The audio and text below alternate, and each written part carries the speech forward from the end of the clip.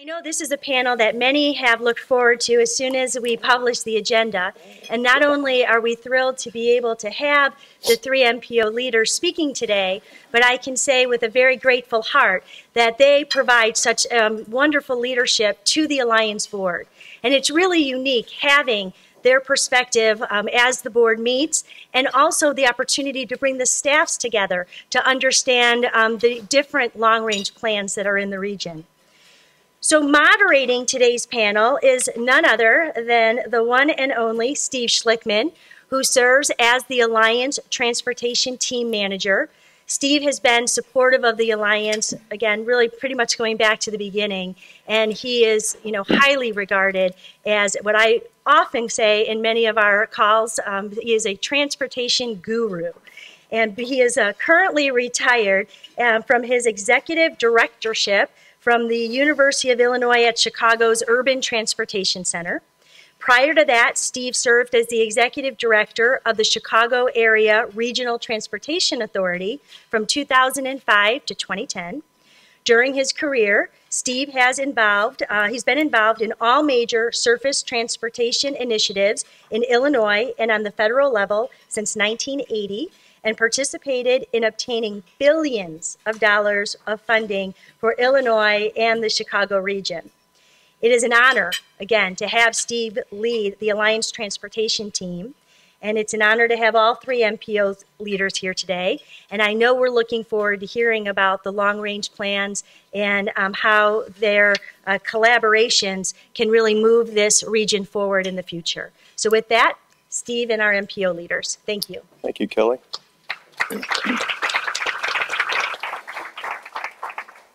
The MPOs for our region carry out the planning, programming requirements of the Federal Surface Transportation Law. They are organized by urbanized area and engage in a planning process that establishes a cooperative, continuous, and comprehensive framework for making transportation investment decisions. Two of their primary activities are to develop long-range plans and to prepare a multi-year transportation improvement program of specific surface transportation projects. In other words, they control the purse strings for what we want. The Alliance's geographical area includes three MPOs, the Southeastern Wisconsin Regional Planning Commission, known as SORPEC, the Chicago Metropolitan Agency for Planning in Northeastern Illinois, known as CMAP, the Northwestern Indiana Regional Planning Council, known as NERPC. Our MPOs, though they have individual organizations, actually work under a cooperative agreement, and so they work quite nicely together. I want no fighting in this we panel. like each other. The panel is comprised of executive directors of the MPOs. From my left to right are Michael Hahn of SORPEC, Joe Szabo of CMAP, Ty Warner of NERPC. As Kelly said, all three directors are on our board of directors for the Alliance, and they have greatly assisted us in developing our transportation agenda. Each director will briefly summarize their agency's primary priorities for the coming year. We will engage in a brief conversation, and then hopefully, if time permitting, we'll open it up for Q&A. So I turn it to Mike first. Thanks, Steve. I'm just going to briefly summarize three projects that will better connect the mega region. They're all recommended within our 2050 regional land use and multimodal transportation plan, which we just recently completed. I would say I characterize them three ways. One is going to be implemented, one is likely to be implemented, and the third is going to be implemented on a bit longer time frame than the other two. And because they're all recommended in our plan and it's a long-range plan, we'll be working in the coming years to hopefully attain implementation of all of these projects. But I think when we talk about this, you'll see that the varying prospects for implementation kind of give you a sense of the challenges that we face in regional transportation planning, perhaps in the mega region, but also certainly in southeastern Wisconsin. And first, the project that will be implemented, and that's a mega project in the I-94 corridor just north of the Illinois-Wisconsin state line, starting in Kenosha County, extending through Racine County and up into Milwaukee County, and basically would go from the state line up to Mitchell International Airport, Milwaukee County, Certain phases of this have already been completed. It's an I-94 expansion from from 3 lanes to 4 lanes in each direction. It was identified and has been recommended for some time. It was not included in the state budget, but as we've heard earlier today, the Foxconn project that's just recently been announced sort of preempted things there, and now there is $252 million in bonding authority within the budget, or within the Foxconn bill actually, to accommodate that LCD screen plant and associated development. Just a little bit about Foxconn. It's a 1,000-acre site just for the industrial operation, a 460-acre plant under roof, a $10 billion investment by Foxconn, $3 billion in state tax credits, 3,000 to 13,000 jobs directly created, and estimates that anywhere between 10 and 30% of the workers attracted could be from the state of Illinois. The remainder would largely be from Wisconsin, but we're really thinking it's going to attract people to our area from certainly the Midwest and perhaps around the nation. And it will provide an efficient highway connection from Illinois to Milwaukee. So the next project, which I say may be implemented, is one that we've recommended, and that's a new truck rail intermodal facility in or near southeastern Wisconsin. Currently, the only such facility in the Midwest is in the general upper Midwest is in Chicago. And right now, containers that are loaded on trucks in Milwaukee travel south to Chicago, where they're eventually loaded onto trains, many of which travel back up north past Milwaukee on their ways to points beyond. So it's not a very efficient system, and this recommendation, if implemented, would improve the efficiency of freight handling in southeastern Wisconsin and alleviate some of the significant pressure and congestion on the Chicago facility as well. So we think it's a benefit for the mega region as a whole. And finally, the project that's going to, we hope, be implemented on a bit longer time frame is extension of commuter rail from Kenosha. Metro runs up to Kenosha, but it doesn't go any farther, extending that up through the city of Racine and Racine County into Milwaukee, and then even beyond that. And this would provide an important interstate connection, certainly, and could also connect workers to Foxconn and the I-94 corridor. It's not likely right now because we don't have a good dedicated source of funding for transit. A regional transit authority was proposed around 10 years ago, was very close to being established by state law, but it did not happen. This is something we feel needs to be done, and we're going to continue and keep it at the forefront as we go forward. Thanks, Mike. Joe? So I'll quickly talk about 4 things, and any one of these could take up the whole 5 minutes, so I will be brief. But I want to open up first off by obviously thanking Kelly and the Alliance and Steve for moderating the panel, and it's great to be up here with Mike and Ty. As Steve mentioned, you know, we do work together very collaboratively, and not just the 3 of us, but a 4th partner would be the executive director from the MPO in southwestern Michigan. And we meet together quarterly, move the meetings around, and make sure that our staff share information on priorities that we're working on and learn from each other. And like I joked earlier, we really do like each other, so that helps. 4 things I want to talk about is, first off, kind of setting the table for our work on our long-range vision as we're working on our next plan titled On to 2050. It'll be set for adoption a year from now in October of 2018, so we're 2 years into its preparation. But there's 3 overarching principles that I think are important as we then talk about the transportation priorities that we're focusing on. So the 3 overarching principles as we do our work on the plan to drive economic prosperity and high quality of life for the region. Priority number 1 is resilience, and not just in a climate sense, but it's a matter of being resilient to those shockers, those stressors that will hit local communities, and making sure that we're well prepared and strong regardless of shifts in the economy, in demographics, limited financial resources, and of course, weather patterns.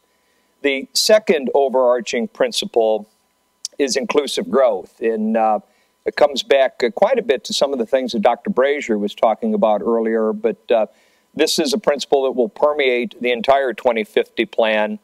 and ensure that we're providing that high quality of life for all the region's residents, and that enable all of our residents to participate in the economy and civic life, and make sure that throughout our region we don't have this the pockets of haves and have-nots.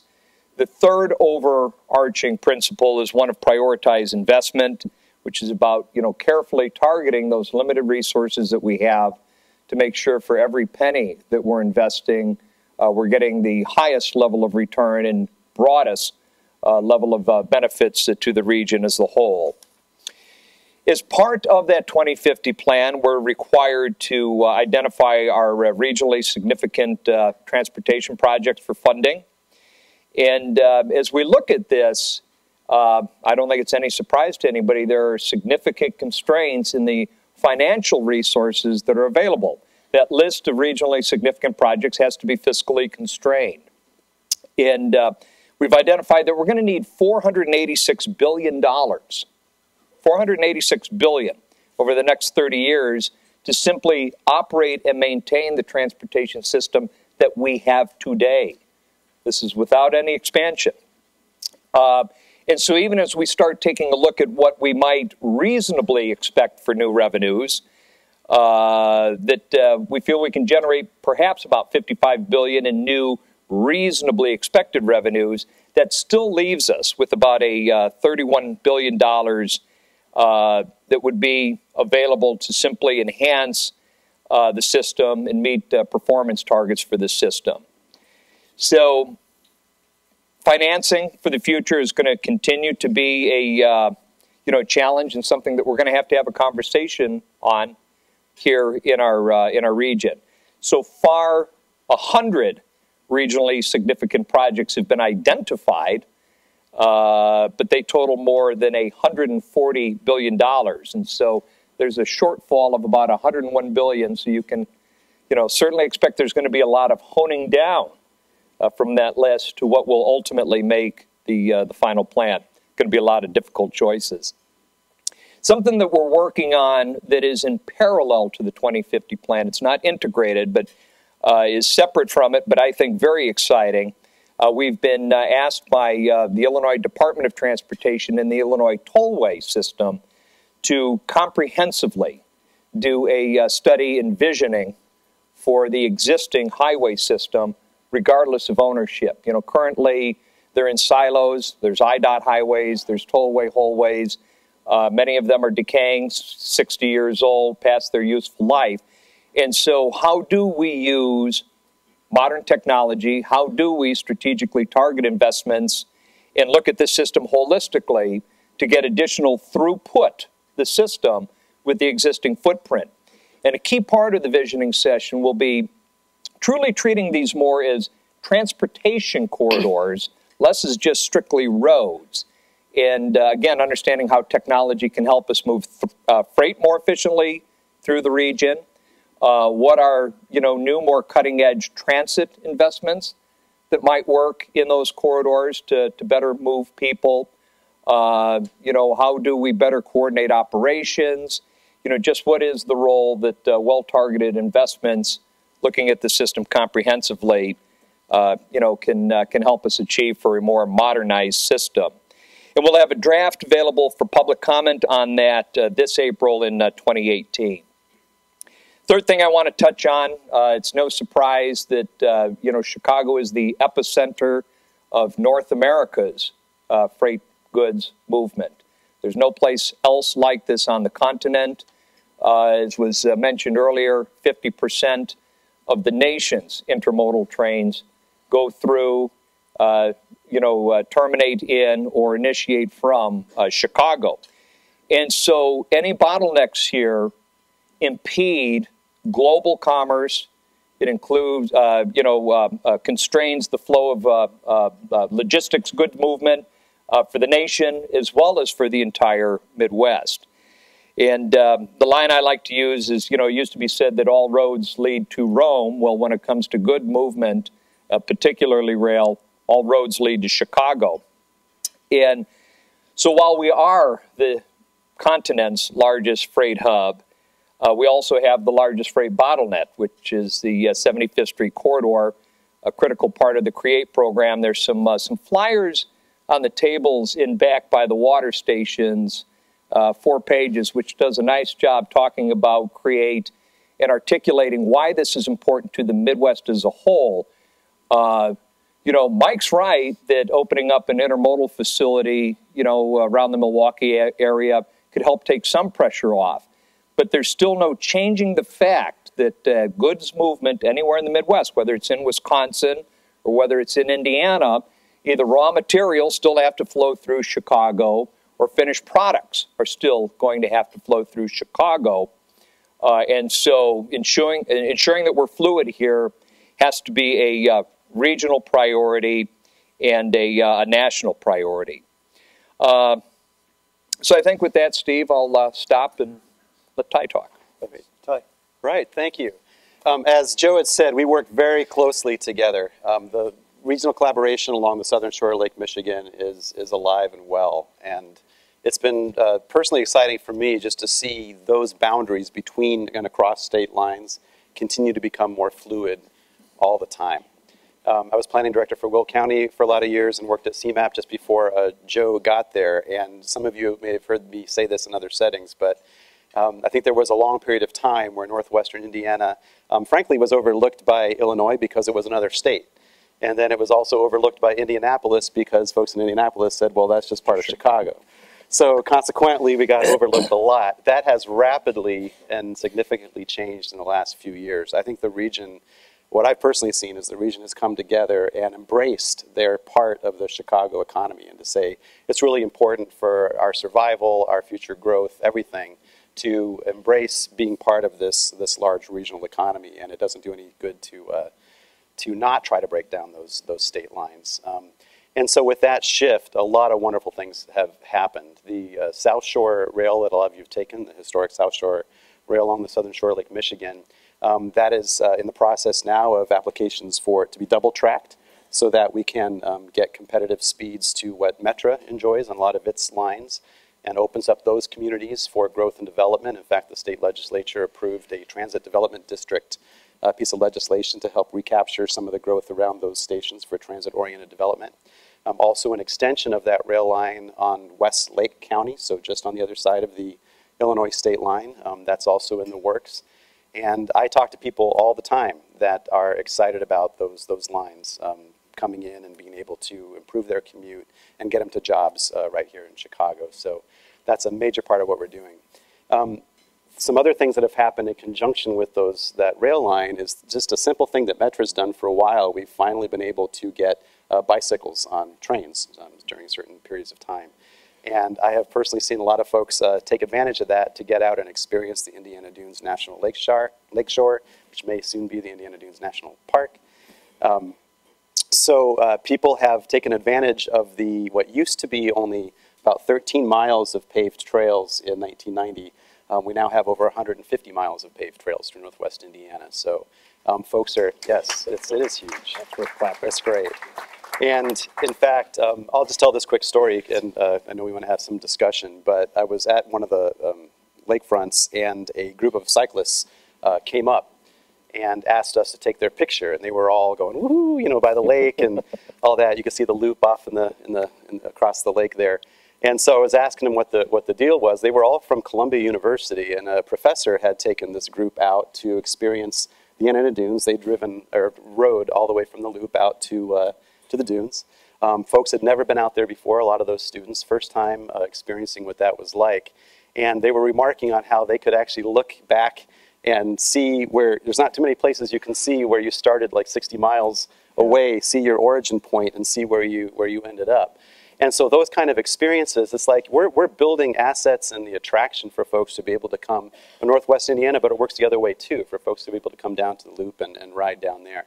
So we've talked about all the freight connections. Obviously, we share that. We've done a massive at-grade crossing study to identify the top 15 locations where we need to do something to try to improve traffic at those locations.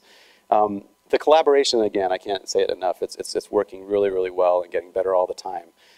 We've supported the 75th Street corridor project, even though it's not in our state. Joe was kind enough to provide a letter of support for an application we are making as we speak today for a $24 million Tiger grant to improve the Marquette Greenway. So you actually do have a very easy connection that goes all the way from southwestern Michigan to Chicago. And those kind of things, that's what helps our region grow and become interconnected. And it may be a cliche to say it, but all boats float with that scenario. And fortunately, I think we're all working together to make that happen. Thank you. Thanks very much. These are great priorities. What the Alliance looks to do is to add value in some way. So if you could go back and think about what you just said, what role do you think the Alliance could play in helping you achieve your objectives?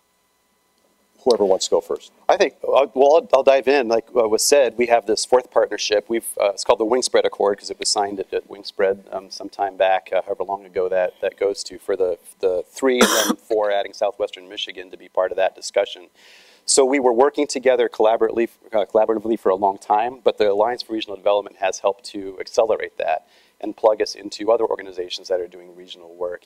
Every single one of us up here, we have, as Steve described, we have a specific federal designation as an MPO, Metropolitan Planning Organization, that has to do with distribution of federal funds. But we all have taken steps to say it's not just about laying down roadways or even transit things. It's all the impacts that those have towards economic development, towards environmental issues, towards housing, that there's a much broader picture than just transportation investment at work. And I think the Alliance has helped plug us into a broader discussion to help make those larger activities connected.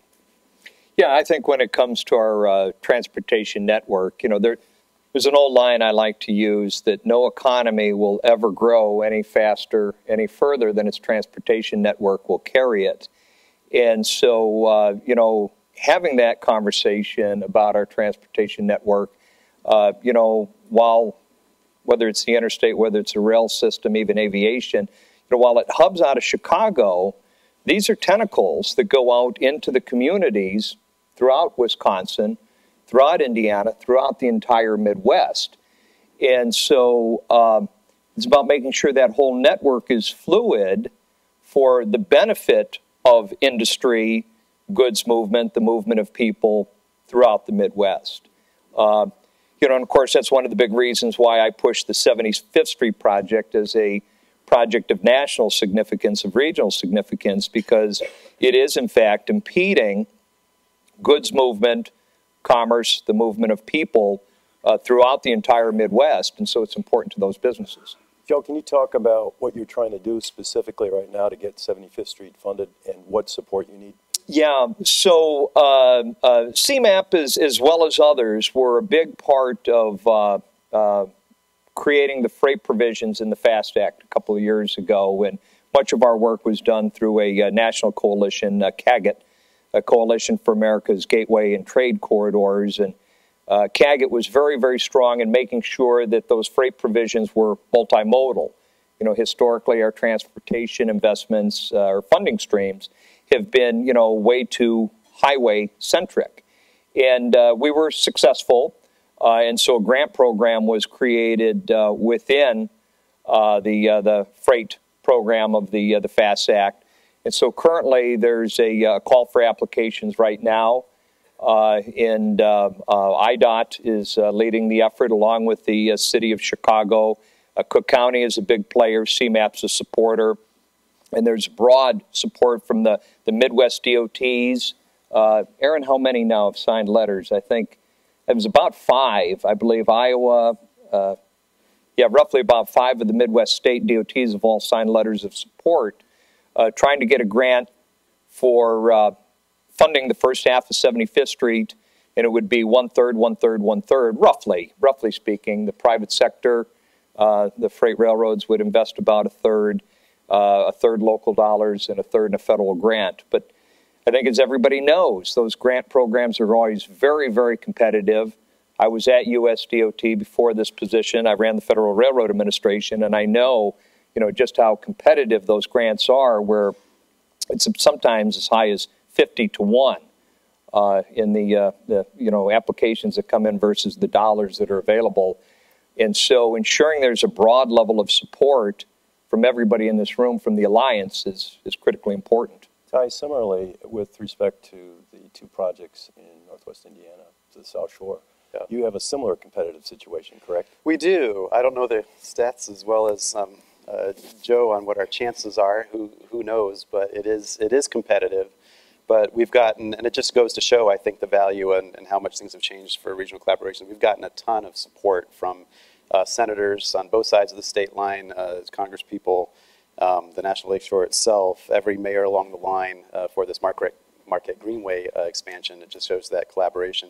And of course, with the South Shore Line extension that you were asking about for Westlake and the double tracking, also huge support. Secretary of Transportation, when she was up not too long ago, it's a live application, so of course can't comment. There's a limit to how much you can say in favor of it, but just extremely encouraging. And I mentioned before about things changing rapidly, both in Chicago's involvement and our involvement with Chicago, but in Northwest Indiana, but also from Indianapolis. A big part of that success for that train and being able to generate the local share for that from the state and from local communities had to do with finally being able to convey and tell the story about how important this part of the world is important to Indiana's overall economy, not just to Northwest Indiana, but to the entire state. And I'm happy to say, really just in the last few years, but finally the Indiana State Legislature has come around to recognizing that and has gotten to understand. You know, we've got something that is, there's no place else in Indiana that has a commuter rail line to start with. So you really can't have transit-oriented development in much else in the rest of the state. So if you're going to attract the kind of talent that's here in the Chicago region and help build on that within Northwest Indiana, these kind of projects are what has to happen. And so finally, folks have started to recognize that. Mike, do you have any further comments about your initiatives and how we can help? Well, I guess just Joe's much more eloquent than I, but a lot of what he said about their 2050 planning effort is very similar to what we're trying to achieve in southeastern Wisconsin. And I think within our region, we're doing a good job of getting the word out, and with the other regional planning agencies, we're doing a good job of coordinating. But I do think that the Alliance offers, through events like this, they offer a broader forum to inform a broader group of very interested individuals what's going on in this mega region, so to speak. And I think that builds support and it builds better awareness of it as well. Just two comments I'd like to make, about Wisconsin. I mean, one, I think all of us need to make sure that we're supportive of Wisconsin's needs as they move forward with Foxconn, because even though it's in their state, I believe that the economic growth is important to all of us, even over into, Ty's Indiana. And secondly, just talking a little bit about, what we learned from each other. Mike did a great job putting together a session on autonomous vehicles where all of our staffs ended up getting together and learning on research that his team had put together. And it, led to a broader conversation of sharing of information amongst our staffs and what we could learn from each other. And so, it may not be about the Alliance as much as it is about us talking and cooperating with each other, but the Alliance helps make that happen. Great, thanks. I think I just got a note that we have more time. Okay, cool. So what are some of your biggest challenges in maybe working together? Working together, yeah. The three.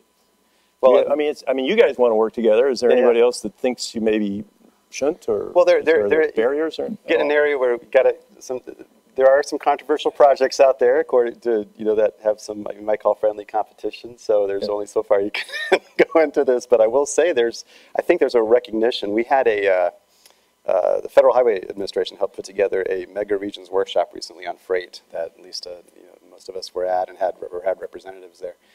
And a big part of that theme, it came up time and time again, was the challenge of being able to apply some of these federal funds across state lines. Yep. And especially in a region like ours, which really, I was going to say bleeds over. That seems to have negative connotations. I need a better phrase. But where it expands beyond state lines, you need to be able to invest in projects that may actually make more sense on the other side of a state line for the region. But there are certain restrictions because of the state funding that don't allow you to do that. So a big part of that message is flexibility, and so that's a challenge. Don't you need the partnership of the two DOTs to accomplish that? How is that going at your level? Well, Aaron, you want to yeah. No, I mean, I think you can join the yeah, conversation. you're going to make Aaron come up on the panel. I think it continues to grow. You know, obviously there are always political challenges that, you know, the tendency for any of us is to be somewhat parochial.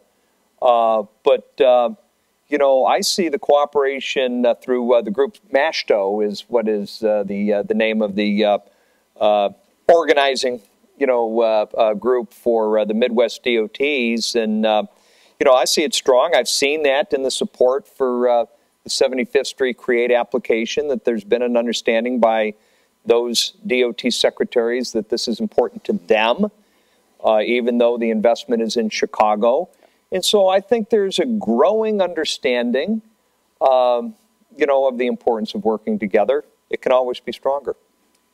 Yeah, again, wading into somewhat controversial waters, but the Ileana Expressway, when that was a live project, and it's not actually dead yet. It depends who you talk to. Right, it's still out there. But I think that showed a lot of cooperation between the two DOTs. Obviously, other things happened with other gubernatorial elections that have put that on pause. But I think the DOTs were working closely together in that particular project.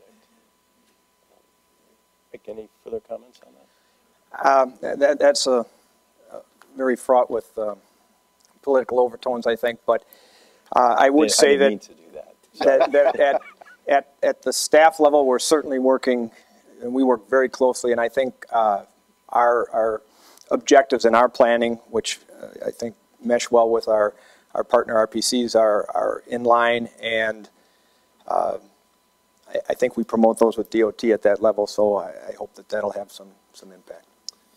So are there any questions in the audience? Right here. Where's the mic? Who's got the mic? You'll be next. Sorry, it'll be a quick question. So in New York, you've got sort of the MTA and there's a lot of coordination or lack of coordination between Connecticut, New York, New Jersey. What do you guys learn from that situation? And maybe more importantly, what do the sort of political players above your level learn from governing agencies and overseeing agencies like yours for the benefit of the Midwest? You know, just I think a couple comments, at least from my perspective. I was actually out in New York about 3 months ago. I was asked to come out there and be part of a peer review with their MPO in New York City and share with them the CMAP experience. So I know they were certainly looking to learn from you know, how CMAP was created and the broader level of regional cooperation that we've been able to generate within our 7-county, 284 communities. But there's no question that when there are state borders, it poses challenges. They're politically driven. That's natural.